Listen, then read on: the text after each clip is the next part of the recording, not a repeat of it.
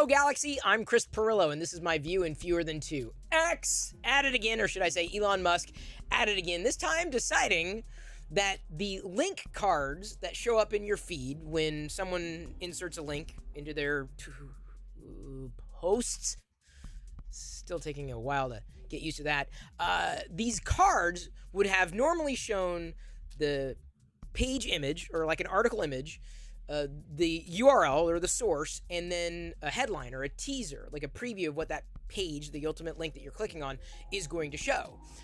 What they're going to do now is get rid of the headline and the teaser, keeping just the page image and the URL, not really providing full context within the card. Now, yes, you do have the option to throw context in the actual tweet itself.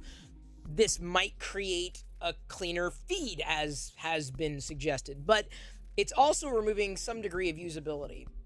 I certainly rely on the image to get my attention, knowing where it's coming from, like the source, but ultimately that teaser that the page has, the article or whatever the destination happens to be serving up.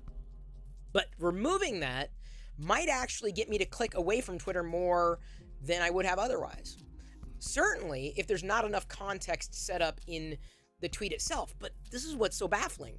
There didn't need to be context set up in the tweet itself because the card has been working just fine. Like, I would totally understand if they were taking in the direction of not having had the headline and the teaser in the Twitter card, the X card before, and then going to add it, but they're stripping it away. They're removing usability from the product, potentially sacrificing more time in app, getting people to leave the app. Is that what Elon wants?